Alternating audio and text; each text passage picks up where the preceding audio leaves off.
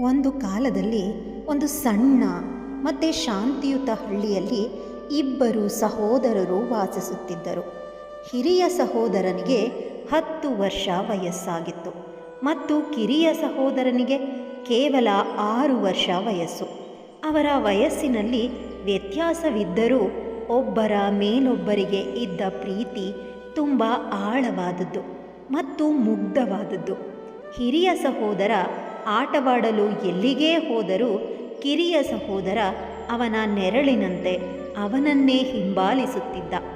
ಅವರು ಒಟ್ಟಿಗೆ ಆಟವಾಡುತ್ತಿದ್ದರು, ಒಟ್ಟಿಗೆ ಊಟ ಮಾಡುತ್ತಿದ್ದರು, ಒಟ್ಟಿಗೆ ನಗುತ್ತಿದ್ದರು ಮತ್ತು ತಮ್ಮ ಬಾಲ್ಯದ ಪ್ರತಿಯೊಂದು ಸಣ್ಣ ರಹಸ್ಯವನ್ನು ಪರಸ್ಪರ ಹಂಚಿಕೊಳ್ಳುತ್ತಿದ್ದರು. ಹಿರಿಯ ಸಹೋದರ ಧೈರ್ಯಶಾಲಿ ಮತ್ತು ಚಟುವಟಿಕೆಯುಳ್ಳವನಾಗಿದ್ದರೆ ಕಿರಿಯ ಸಹೋದರ ಶಾಂತ, ಸೂಕ್ಷ್ಮ ಮನಸ್ಸಿನ ಮತ್ತು ಪ್ರೀತಿಯಿಂದ ತುಂಬಿದ್ದವನಾಗಿದ್ದ. ಒಂದು ಮಧ್ಯಾಹ್ನ ಹೊಲಗಳ ಬಳಿ ಆಟವಾಡುತ್ತಿದ್ದಾಗ ಇಬ್ಬರು ಸಹೋದರರು ಸಾಮಾನ್ಯಕ್ಕಿಂತ ಹೆಚ್ಚು ದೂರಕ್ಕೆ ತೆರಳಿದರು. ಅವರು ಹಳ್ಳಿಯ ಹೊರಗಿದ್ದ ಧೂಳಿನಿಂದ ಕೂಡಿದ ದಾರಿಯನ್ನು ದಾಟಿ ಕಾಡಿನೊಳಗೆ ತಲುಪಿದರು. ಆ ಕಾಡಿಗೆ ಹೋಗಬಾರದೆಂದು ಹಳ್ಳಿಯವರು ಯಾವಾಗಲೂ ಮಕ್ಕಳಿಗೆ ಎಚ್ಚರಿಕೆ ನೀಡುತ್ತಿದ್ದರು, ಏಕೆಂದರೆ ಅದು ಏಕಾಂತವಾಗಿತ್ತು ಮತ್ತು ನಿಶ್ಶಬ್ದವಾಗಿತ್ತು. ಆದರೆ ಮಕ್ಕಳು ಯಾವಾಗಲೂ ಅಪಾಯವನ್ನು ಅರ್ಥ ಮಾಡಿಕೊಳ್ಳುವುದಿಲ್ಲ. ಕಾಡಿನೊಳಗೆ ಆಟವಾಡುತ್ತಾ ಅವರು ಒಂದು ಹಳೆಯ ಬಾವಿಯ ಬಳಿ ತಲುಪಿದರು. ಆ ಬಾವಿಯು ಒಣಗಿದ ಎಲೆಗಳು ಮತ್ತು ಕಾಡು ಹುಲ್ಲಿನಿಂದ ಮುಚ್ಚಲ್ಪಟ್ಟಿತ್ತು. ಇನ್ನು ಯಾರೂ ಅದನ್ನು ಬಳಸುತ್ತಿರಲಿಲ್ಲ ಮತ್ತು ಅದು ಅಸ್ತಿತ್ವದಲ್ಲಿದೆ ಎಂಬುದನ್ನು ಬಹಳ ಕಡಿಮೆ ಜನರು ಮಾತ್ರ ನೆನಪಿಸಿಕೊಂಡಿದ್ದರು. ಇಬ್ಬರು ಸಹೋದರರು ಓಡುತ್ತಾ ಮತ್ತು ನಗುತ್ತಾ ಆಟವಾಡುತ್ತಿದ್ದರು. ಅವರ ಹತ್ತಿರ ಅಡಗಿದ್ದ ಅಪಾಯದ ಬಗ್ಗೆ ಅವರಿಗೆ ಯಾವುದೇ ಅರಿವು ಇರಲಿಲ್ಲ. ಹಠಾತ್ತನೆ ಹಿರಿಯ ಸಹೋದರನ ಕಾಲು ಜಾರಿತು. ಏನಾಗುತ್ತಿದೆ ಎಂದು ಅರ್ಥ ಮಾಡಿಕೊಳ್ಳುವ ಮೊದಲೇ ಅವನು ನೇರವಾಗಿ ಆ ಹಳೆಯ ಬಾವಿಯೊಳಗೆ ಬಿದ್ದನು. ಒಂದು ಜೋರಾದ ಕಿರುಚಾಟ ಕಾಡಿನಾದ್ಯಂತ ಪ್ರತಿಧ್ವನಿಸಿತು. ಸಹಾಯ ಮಾಡಿ, ಸಹಾಯ ಮಾಡಿ, ನನ್ನನ್ನು ಉಳಿಸಿ! ಕಿರಿಯ ಸಹೋದರ ಭಯದಿಂದ ಸ್ತಬ್ಧನಾದನು. ಅವನ ಪುಟ್ಟ ದೇಹ ನಡುಗಲಾರಂಭಿಸಿತು. ಅವನು ಬಾವಿಯ ಅಂಚಿನವರೆಗೆ ಓಡಿ ಕೆಳಗೆ ನೋಡಿದನು. ಅವನ ಹಿರಿಯ ಸಹೋದರ ನೀರಿನಲ್ಲಿ ಹೋರಾಡುತ್ತಾ ಭಯದಿಂದ ಅಳುತ್ತಿದ್ದನು. ಅವನಿಗೆ ಈಜಲು ಬರುತ್ತಿರಲಿಲ್ಲ ಮತ್ತು ಬಾವಿಯ ಗೋಡೆಗಳು ತುಂಬ ಎತ್ತರವಾಗಿದ್ದವು ಹಾಗೂ ಜಾರುವಂತಿದ್ದವು. ಅವನು ಮೇಲಕ್ಕೆ ಹತ್ತಲು ಸಾಧ್ಯವೇ ಆಗುತ್ತಿರಲಿಲ್ಲ. ಆ ಪುಟ್ಟ ಬಾಲಕ ಆತಂಕದಿಂದ ಸುತ್ತಲೂ ನೋಡಿದನು. ಯಾರಾದರೂ ಇದ್ದೀರಾ ಎಂದು ಅವನು ಕೂಗಿದನು. ದಯವಿಟ್ಟು ಸಹಾಯ ಮಾಡಿ, ನನ್ನ ಅಣ್ಣ ಬಾವಿಗೆ ಬಿದ್ದಿದ್ದಾನೆ ಅಂತ ಕೇಳಿಕೊಂಡನು. ಆದರೆ ಕಾಡು ಮೌನವಾಗಿಯೇ ಉಳಿಯಿತು. ಸಹಾಯ ಮಾಡಲು ಯಾರೂ ಇರಲಿಲ್ಲ. ಯಾವುದೇ ಹಳ್ಳಿಯವರೂ ಇರಲಿಲ್ಲ, ಯಾವುದೇ ರೈತರೂ ಇರಲಿಲ್ಲ, ಮತ್ತೆ ದಾರಿಹೋಕರೂ ಇರಲಿಲ್ಲ. ಕೇವಲ ಹಕ್ಕಿಗಳ ಧ್ವನಿ, ಎಲೆಗಳ ಸದ್ದು ಮತ್ತು ಮುಳುಗುತ್ತಿರುವ ಅವನ ಸಹೋದರನ ಕಿರುಚಾಟ ಮಾತ್ರವೇ ಕೇಳಿಸುತ್ತಿತ್ತು. ಒಂದು ಕ್ಷಣ ಆ 6 ವರ್ಷದ ಮಗುವು ಸಂಪೂರ್ಣ ಅಸಹಾಯಕನಾಗಿ ಭಾಸವಾಯಿತು. ಅವನ ಕಣ್ಣುಗಳಲ್ಲಿ ಕಣ್ಣೀರು ತುಂಬಿತು. ಅವನು ಚಿಕ್ಕವನಾಗಿದ್ದ. ಅವನ ಕೈಗಳು ದುರ್ಬಲವಾಗಿದ್ದವು. ಅವನ ಕಾಲುಗಳು ನಡುಗುತ್ತಿದ್ದವು. ಅವನು ಸಹಾಯ ಮಾಡುವಂತಹ ಯಾವುದಾದರೂ ವಸ್ತುವನ್ನು ಹುಡುಕುತ್ತಾ ಇಲ್ಲಿ ಅಲ್ಲಿ ಓಡಾಡಿದನು. ಅಷ್ಟರಲ್ಲಿ ಒಂದು ಹಳೆಯ ಕಬ್ಬಿಣದ ಬಕೆಟ್ ಕಟ್ಟಲ್ಪಟ್ಟಿದ್ದ ಹಗ್ಗ ಅವನ ಕಣ್ಣಿಗೆ ಬಿತ್ತು. ಒಂದು ಕ್ಷಣವೂ ವ್ಯರ್ಥ ಮಾಡದೆ ಅವನು ಆ ಹಗ್ಗವನ್ನು ಹಿಡಿದು ಬಕೆಟನ್ನು ಬಾವಿಯೊಳಗೆ ಎಸೆದನು. ಅಣ್ಣ, ಅದನ್ನು ಬಿಗಿಯಾಗಿ ಹಿಡ್ಕೋ ಅಂತ ಅವನು ಕೂಗ್ದ. ಹಿರಿಯ ಸಹೋದರ 2 ಕೈಗಳಿಂದ ಬಕೆಟನ್ನು ಬಿಗಿಯಾಗಿ ಹಿಡ್ಕೊಂಡ. ನಂತರ ಕಿರಿಯ ಬಾಲಕ ಹಗ್ಗವನ್ನು ಬಲವಾಗಿ ಹಿಡಿದು ಎಳೆಯೋದಕ್ಕೆ ಆರಂಭಿಸಿದ. ಹಗ್ಗವು ಒರಟಾಗಿತ್ತು ಮತ್ತು ಅದು ಅವನ ಪುಟ್ಟ ಅಂಗೈಗಳಿಗೆ ನೋವುಂಟು ಮಾಡುತ್ತಿತ್ತು. ಕಬ್ಬಿಣದ ಬಕೆಟ್ ಭಾರವಾಗಿತ್ತು ಮತ್ತು ಅವನ ಸಹೋದರ ಅವನಿಗಿಂತಲೂ ಹೆಚ್ಚು ಭಾರವಾಗಿದ್ದನು. ಆದರೆ ಆ ಪುಟ್ಟ ಬಾಲಕ ತನ್ನಲ್ಲಿದ್ದ ಸಂಪೂರ್ಣ ಶಕ್ತಿಯನ್ನು ಬಳಸಿ ಎಳೆಯುತ್ತಲೇ ಇದ್ದನು. ಅವನ ಪುಟ್ಟ ದೇಹವು ಭಾರದ ಒತ್ತಡದಿಂದ ಹಿಂದಕ್ಕೆ ಬಾಗುತ್ತಿತ್ತು. ಒಣ ನೆಲದ ಮೇಲೆ ಅವನ ಕಾಲುಗಳು ಮತ್ತೆ ಮತ್ತೆ ಜಾರುತ್ತಿದ್ದವು. ಆದರೂ ಅವನು ನಿಲ್ಲಲಿಲ್ಲ. ಅವನ ತೋಳುಗಳು ಉರಿಯಲು ಆರಂಭಿಸಿದವು. ಬೆವರು ಅವನ ಮುಖದ ಮೇಲೆ ಹರಿಯತೊಡಗಿತು.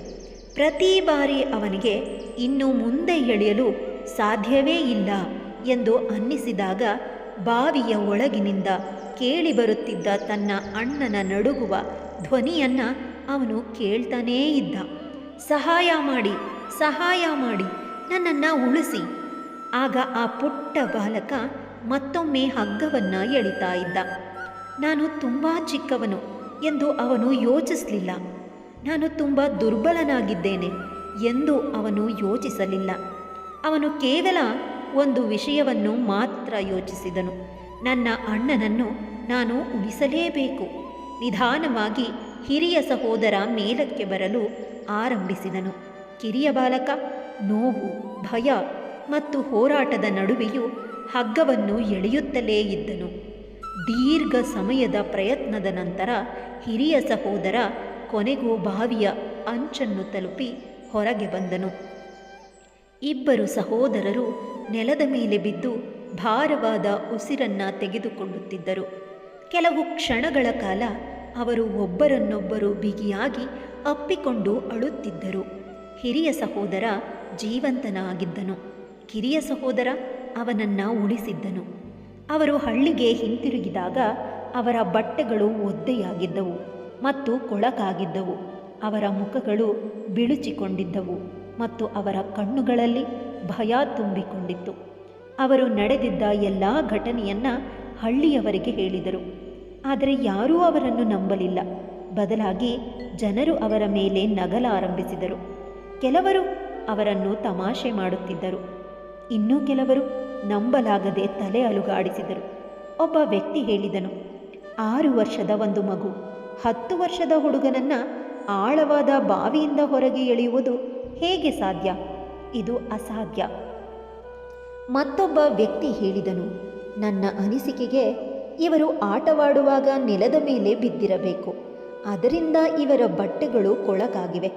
ಈಗ ತಮ್ಮ ತಂದೆ ತಾಯಿಯರ ಬೈಗುಳಗಳಿಂದ ತಪ್ಪಿಸಿಕೊಳ್ಳಲು ಒಂದು ಕತೆ ಕಟ್ಟುತ್ತಿದ್ದಾರೆ. ಇಬ್ಬರು ಸಹೋದರರು ತಾವು ಸತ್ಯವನ್ನೇ ಹೇಳುತ್ತಿದ್ದೇವೆ ಎಂದು ಮತ್ತೆ ಮತ್ತೆ ಹೇಳುತ್ತಿದ್ದರು. ಆದರೆ ಯಾರೂ ಅದನ್ನು ನಂಬಲು ಸಿದ್ಧರಿರಲಿಲ್ಲ. ಸ್ವಲ್ಪ ಸಮಯದ ನಂತರ ಈ ಘಟನೆ ಇಡೀ ಹಳ್ಳಿಯ ಮಾತುಕತೆಯ ವಿಷಯವಾಯಿತು. ಎಲ್ಲರೂ ಅದರ ಬಗ್ಗೆ ಚರ್ಚಿಸಲು ಪ್ರಾರಂಭಿಸಿದರು. ಆದರೂ ಹೆಚ್ಚಿನ ಜನರು ಇಂತಹ ಘಟನೆ ಸಂಭವಿಸಬಹುದು ಎಂಬುದನ್ನು ಒಪ್ಪಿಕೊಳ್ಳಲಿಲ್ಲ. ಕೊನೆಗೆ ಹಳ್ಳಿಯವರು ಹಳ್ಳಿಯಲ್ಲೇ ವಾಸಿಸುತ್ತಿದ್ದ ಒಬ್ಬ ವೃದ್ಧ ಜ್ಞಾನಿಯ ಬಳಿ ಹೋದರು.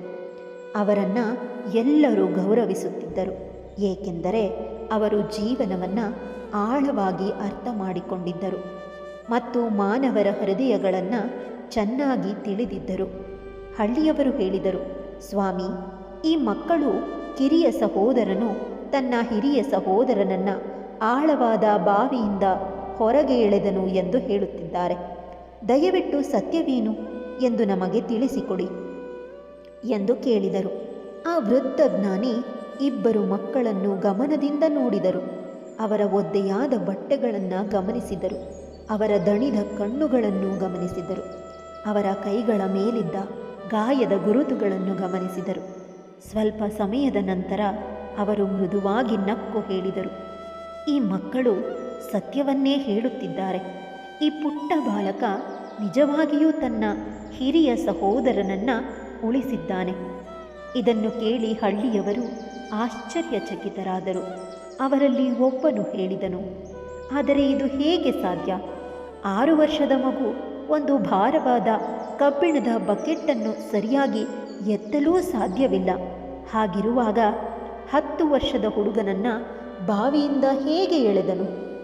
ಆ ವೃದ್ಧ ಜ್ಞಾನಿ ಎಲ್ಲರತ್ತ ನೋಡುತ್ತಾ ಹೇಳಿದರು, ಇದು ಸಾಧ್ಯವಾಯಿತು, ಏಕೆಂದರೆ ಆ ಪುಟ್ಟ ಬಾಲಕ ತನ್ನ ಅಣ್ಣನನ್ನು ಎಳೆಯುತ್ತಿದ್ದ. ಆ ಕ್ಷಣದಲ್ಲಿ ಅವನ ಸುತ್ತಲೂ ನೀನಿದನ್ನು ಮಾಡಲಾರೆ ಎಂದು ಹೇಳುವ ಯಾರೂ ಇರಲಿಲ್ಲ. ಇದನ್ನು ಕೇಳಿ ಹಳ್ಳಿಯವರು ಮೌನವಾದರು. ನಂತರ ಆ ವೃದ್ಧ ಜ್ಞಾನಿ ಆ ಪುಟ್ಟ ಬಾಲಕನ ಕಣ್ಣುಗಳೊಳಗೆ ನೋಡುತ್ತಾ ಹೇಳಿದರು, ಈ ಮಗುವಿಗೆ ತಾನು ದುರ್ಬಲನಾಗಿರಬೇಕು ಎಂಬುದು ಗೊತ್ತಿರಲಿಲ್ಲ. ಜನರು ಇದನ್ನು ಅಸಾಧ್ಯ ಎಂದು ಕರೆಯುತ್ತಾರೆ ಎಂಬುದು ಅವನಿಗೆ ಗೊತ್ತಿರಲಿಲ್ಲ. ಅವನಿಗೆ ಗೊತ್ತಿದ್ದ ಒಂದೇ ಒಂದು ವಿಷಯವೆಂದರೆ ಅವನ ಅಣ್ಣನಿಗೆ ಅವನ ಅಗತ್ಯವಿತ್ತು ಮತ್ತು ಅವನು ತನ್ನ ಅಣ್ಣನನ್ನು ಉಳಿಸಲೇಬೇಕಾಗಿತ್ತು. ಅವನ ನಂಬಿಕೆ ಅವನ ಭಯಕ್ಕಿಂತಲೂ ಹೆಚ್ಚು ಬಲವಾಗಿತ್ತು. ಆ ದಿನ ಹಳ್ಳಿಯವರು ಒಂದು ಮಹಾನ್ ಪಾಠವನ್ನು ಕಲಿತರು. ಈ ಪುಟ್ಟ ಬಾಲಕನಿಗೆ ಆ ದಿನ ಹಠಾತ್ತನೆ ಶಕ್ತಿ ಬಂದಿದ್ದಲ್ಲ. ಆ ಶಕ್ತಿ ಯಾವಾಗಲೂ ಅವನೊಳಗೆಯೇ ಇತ್ತು. ಅವನ ನಂಬಿಕೆಯನ್ನು ತಡೆಯಲು ಯಾರೂ ಇರಲಿಲ್ಲ. ಆದ ಕಾರಣ ಆ ಶಕ್ತಿ ಹೊರಬಂದಿತ್ತು. ಜೀವನದಲ್ಲಿ ಅನೇಕ ಬಾರಿ ಜನರು ತಮ್ಮಲ್ಲಿ ಶಕ್ತಿ ಇಲ್ಲದ ಕಾರಣದಿಂದ ವಿಫಲರಾಗುವುದಿಲ್ಲ. ಅವರು ವಿಫಲರಾಗುವುದು ಏಕೆಂದರೆ ಯಾರೋ ಒಬ್ಬರು ಅವರಿಗೆ ತಾವು ದುರ್ಬಲರು ಎಂದು ನಂಬುವಂತೆ ಮಾಡಿರುತ್ತಾರೆ. ನಾವು ಮಕ್ಕಳಾಗಿರುವಾಗ ನಮ್ಮೊಳಗೆ ಧೈರ್ಯ, ಕುತೂಹಲ, ಕಲ್ಪನಾ ಶಕ್ತಿ ಮತ್ತು ನಂಬಿಕೆ ತುಂಬಿಕೊಂಡಿರುತ್ತದೆ. ನಾವು ಹೊಸ ವಿಷಯಗಳನ್ನು ಪ್ರಯತ್ನಿಸಲು ಬಯಸುತ್ತೇವೆ, ಜಗತ್ತನ್ನು ಅನ್ವೇಷಿಸಲು ಬಯಸುತ್ತೇವೆ ಮತ್ತು ಏನಾದರೂ ಸಾಧ್ಯ ಎಂದು ನಂಬುತ್ತೇವೆ. ಆದರೆ ನಿಧಾನವಾಗಿ ನಮ್ಮ ಸುತ್ತಲಿನ ಜನರು ನಮ್ಮ ಮನಸ್ಸಿನಲ್ಲಿ ಸಂದೇಹದ ಬೀಜವನ್ನು ಬಿತ್ತಲು ಪ್ರಾರಂಭಿಸುತ್ತಾರೆ. ಕೆಲವೊಮ್ಮೆ ಅವರು ಹೇಳ್ತಾರೆ, ಇದನ್ನು ಮಾಡಬೇಡ, ಇದು ತುಂಬ ಕಷ್ಟ. ಕೆಲವೊಮ್ಮೆ ಅವರು ಹೇಳ್ತಾರೆ, ನೀನು ವಿಫಲನಾಗುತ್ತೀಯ. ಕೆಲವೊಮ್ಮೆ ಅವರು ಹೇಳ್ತಾರೆ, ನೀನು ಸಾಕಷ್ಟು ಸಮರ್ಥನಿಲ್ಲ. ಈ ಮಾತುಗಳು ಚಿಕ್ಕದಾಗಿ ಕಾಣಬಹುದು, ಆದರೆ ಅವು ಮಗುವಿನ ಮನಸ್ಸಿನ ಆಳಕ್ಕೆ ಇಳಿಯುತ್ತವೆ. ನಿಧಾನವಾಗಿ ಆ ಮಗು ಆ ಮಾತುಗಳನ್ನು ನಂಬಲು ಪ್ರಾರಂಭಿಸುತ್ತದೆ. ಒಮ್ಮೆ ಯಾವುದನ್ನಾದರೂ ಪ್ರಯತ್ನಿಸುವ ಧೈರ್ಯ ಹೊಂದಿದ್ದ ಮಗು ಈಗ ಹಿಂಜರಿಯಲು ಪ್ರಾರಂಭಿಸುತ್ತದೆ. ಒಮ್ಮೆ ತಾನು ಆಕಾಶವನ್ನೇ ಮುಟ್ಟಬಹುದು ಎಂದು ನಂಬಿದ್ದ ಮಗು ಈಗ ಒಂದು ಸಣ್ಣ ಬೆಟ್ಟವನ್ನು ಹತ್ತುವುದಕ್ಕೂ ಭಯಪಡಲು ಆರಂಭಿಸುತ್ತದೆ. ಹೀಗೆ ಆತ್ಮವಿಶ್ವಾಸ ಮುರಿಯುತ್ತದೆ. ಯಾವಾಗಲೂ ದೊಡ್ಡ ದೊಡ್ಡ ವೈಫಲ್ಯಗಳಿಂದ ಅಲ್ಲ, ಆದರೆ ಪುನಃ ಪುನಃ ಕೇಳಿಬರುವ ನಕಾರಾತ್ಮಕ ಮಾತುಗಳಿಂದ. ಜೀವನದಲ್ಲಿ ಅನೇಕ ಜನರು ನಿಮ್ಮ ಮೇಲಿನ ನಿಮ್ಮ ನಂಬಿಕೆಯನ್ನು ದುರ್ಬಲಗೊಳಿಸಲು ಪ್ರಯತ್ನಿಸುತ್ತಾರೆ. ಕೆಲವರು ಅದನ್ನು ಉದ್ದೇಶಪೂರ್ವಕವಾಗಿ ಮಾಡುತ್ತಾರೆ, ಏಕೆಂದರೆ ನಿಮ್ಮ ಬೆಳವಣಿಗೆ ಅವರಿಗೆ ಅಸಹನೀಯವಾಗಿರುತ್ತದೆ. ಇನ್ನೂ ಕೆಲವರು ಉದ್ದೇಶವಿಲ್ಲದೆ ಮಾಡುತ್ತಾರೆ, ಏಕೆಂದರೆ ಅವರಿಗೂ ಸಣ್ಣದಾಗಿ ಯೋಚಿಸಲು ಕಳಿಸಲಾಗಿರುತ್ತದೆ. ಆದರೆ ನೀವು ಒಂದು ವಿಷಯವನ್ನು ಯಾವಾಗಲೂ ನೆನಪಿಡಬೇಕು, ನಿಮ್ಮ ನಿಜವಾದ ಶಕ್ತಿ ನಿಮ್ಮ ಮನಸ್ಸಿನಲ್ಲಿ ನೆಡಲಾದ ಸಂದೇಹಗಳಿಗಿಂತ ಬಹಳ ದೊಡ್ಡದು. ನಿಮ್ಮ ಪ್ರತಿಯೊಂದು ನಕಾರಾತ್ಮಕ ಧ್ವನಿಯನ್ನು ಕೇಳುತ್ತಾ ಹೋದರೆ ನೀವು ನಿಜವಾಗಿ ಏನು ಮಾಡಬಲ್ಲಿರಿ ಎಂಬುದನ್ನು ಎಂದಿಗೂ ಕಂಡುಕೊಳ್ಳಲಾರಿರಿ. ಆದ್ದರಿಂದ ನಿಮ್ಮನ್ನು ನೀವು ನಂಬಿರಿ, ನಿಮ್ಮೊಳಗಿನ ಶಕ್ತಿಯ ಮೇಲೆ ವಿಶ್ವಾಸವಿಡಿ ಮತ್ತು ಮುಂದೆ ಸಾಗುತ್ತಾ ಇರಿ. ಯಾವಾಗ ಆತ್ಮವಿಶ್ವಾಸವು ಭಯಕ್ಕಿಂತ ಬಲವಾಗುತ್ತದೆಯೋ ಆಗ ಒಬ್ಬ ವ್ಯಕ್ತಿ ಒಮ್ಮೆ ಅಸಾಧ್ಯವೆಂದು ಕಂಡಿದ್ದ ಕಾರ್ಯಗಳನ್ನು ಸಾಧಿಸಬಲ್ಲನು. ಇನ್ನು ಒಂದು ಕೊನೆಯ ಮಾತು, ನಿಮ್ಮನ್ನು ನೀವು ನಂಬಿದಾಗ ನಿಮ್ಮೊಳಗಿನ ಶಕ್ತಿ ಹೊರಬರುತ್ತದೆ. ಭಯಕ್ಕಿಂತ ನಂಬಿಕೆ ದೊಡ್ಡದಾದಾಗ ಅಸಾಧ್ಯವೆಂದು ತೋರುವುದು ಸಾಧ್ಯವಾಗುತ್ತದೆ. ಧನ್ಯವಾದಗಳು. ಮತ್ತೊಮ್ಮೆ ಮೀಟ್ ಮಾಡೋಣ ಇನ್ನೊಂದು ಹೊಸ ಸಂದೇಶದ ಜೊತೆಗೆ. ಧನ್ಯವಾದಗಳು.